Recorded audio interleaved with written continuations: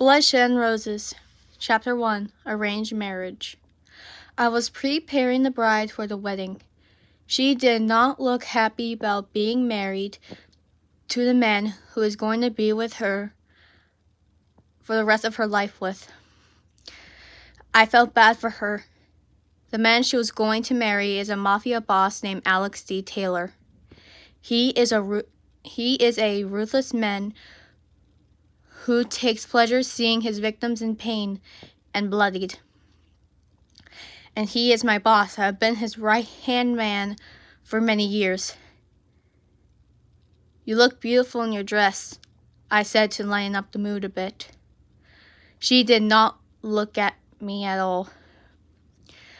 I saw a frown on her face. I saw tears in her eyes about to go on her face. Don't cry. It'll ruin the makeup that the maids put on you, I told her. She still had a frown on her face, did not look at me still. Well, we shouldn't keep them waiting any longer, she said coldly. She stood up and walked to do the march. But then she stopped. I walked up to her. What is the matter? I asked. Fathers are supposed to walk their daughters down the aisle, she said, and mine is just sitting there, waiting for me to get married and to get out of his life, she said in an anger-like tone. I'm sorry, I said to comfort her. She stayed silent. May I walk you down the aisle, ma'am? I stretched my hand towards her. She looked at me. Finally, I could see her face.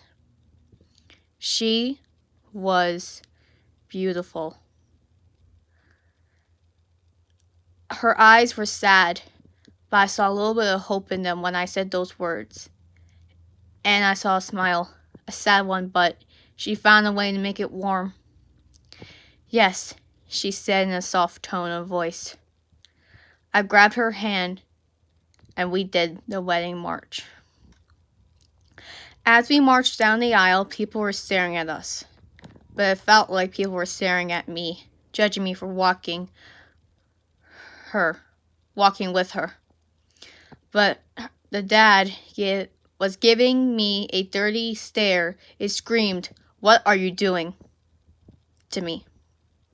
We stopped walking. I lent her hand to Alex and walked to the right side of the stage.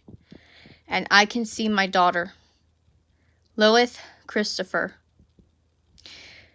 The only thing that's keeping me going through this hellhole I put myself into is the sunlight I have left in the darkness.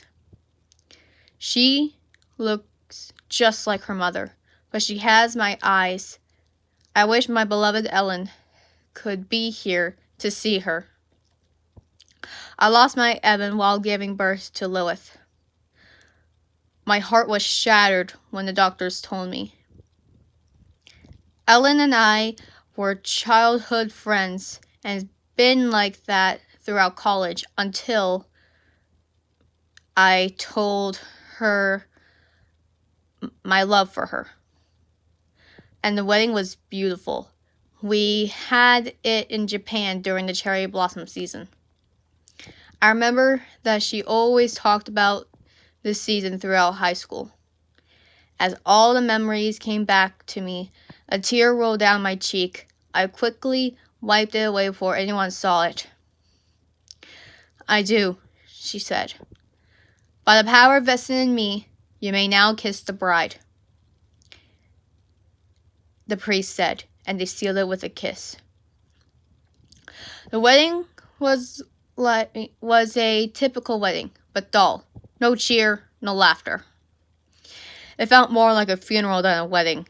Not even my daughter brought joy to the wedding. That's how dull everyone was. But all I heard was the conversation that Alex and her father had. I have never felt so much anger and disgust in my life. So, I'm getting the money that you promised, right? Of course, sir. You've done your part well. My blood was boiling with hatred towards him. Are you okay, Dad? Lilith asked. I'm fine, sweetie, I told her. She smiled. Okay, Dad. She walked away to talk to the bride. Hello, she said with a cheerful voice. The bride ignored her. Hi, she said to Lilith. You look like a princess. She said, Thank you. You look like one too, the bride said to Lilith. Thank you. She walked away to talk to me.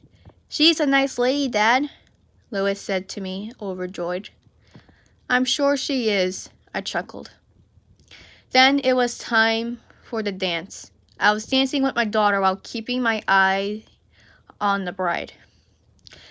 I do not know why, but it put me at ease, like I was protecting her from something.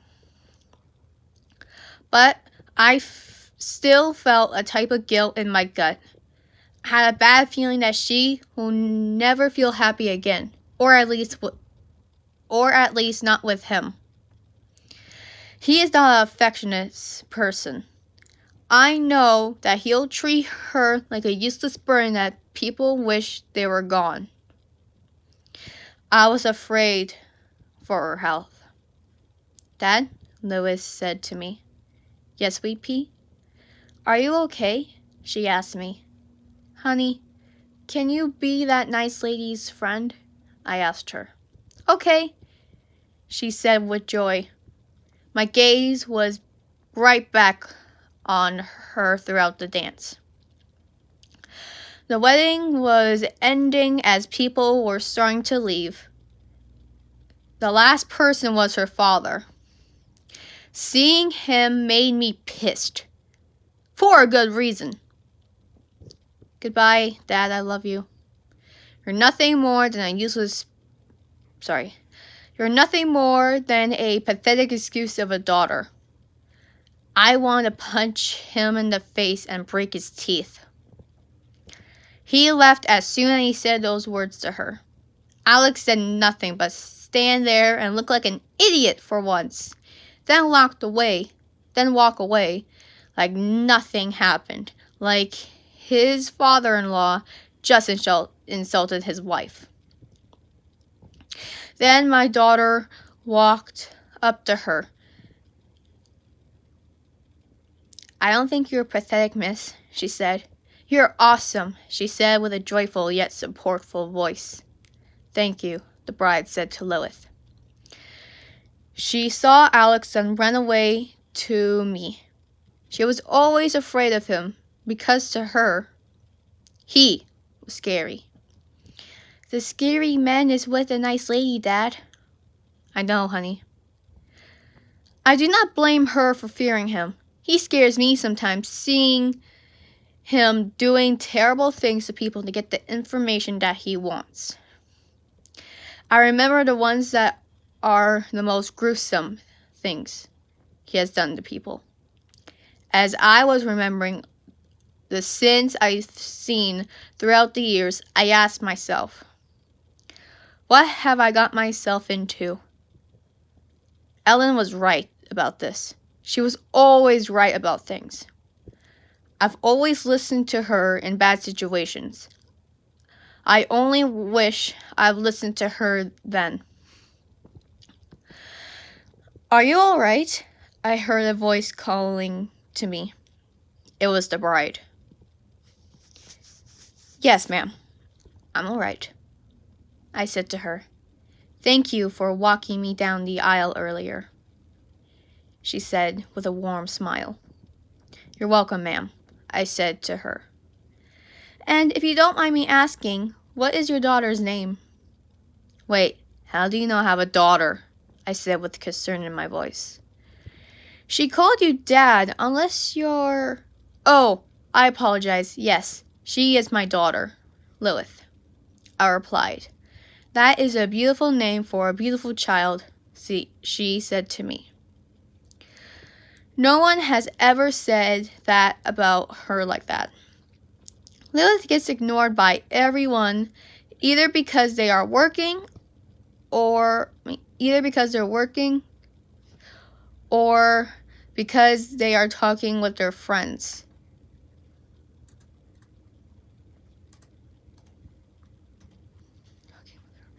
The only ones who talk to her are the teachers, classmates, friends, and me. Thank you, I said to her. My pleasure, she replied. Hey, buddy, what are you guys talking about? Said Alex. Oh, we're talking about Lilith, Alex, she said to reassure him. Oh, yeah, the kid. Huh. Yeah, she's cute and stuff. There was a concerned moment of silence for the three of us until Alex broke the silence. Well, we should get going. Night, Seth. He grabbed the bride and walked away.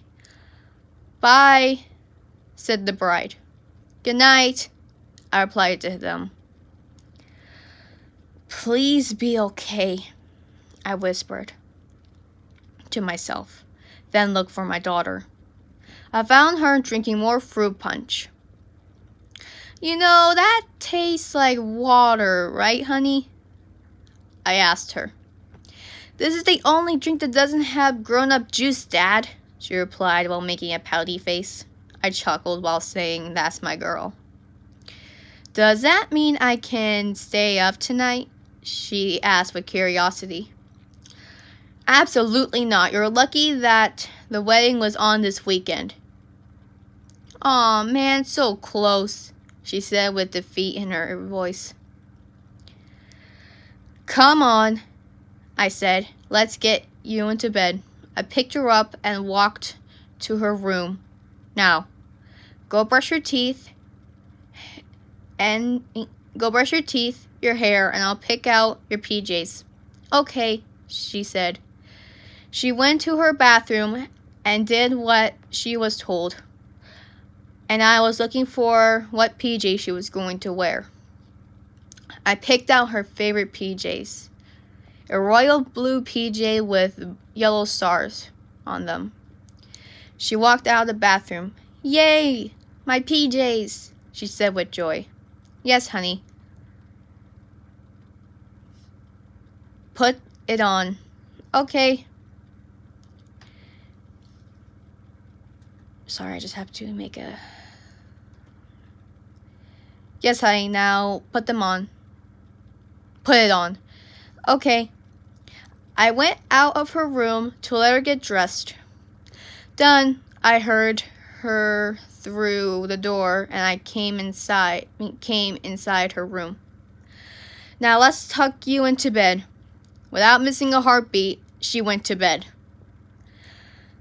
I put the blanket on her. Dad? Yes, honey? Would Mom love me? I looked at her, put my hand on her cheek. She would adore you. As I said that, I felt tears in my eyes. I sighed and said, Get some sleep, honey. Dad loves you. I kissed her forehead and walked away to my room. I brushed my teeth and hair, got undressed, put PJs on, and went to bed.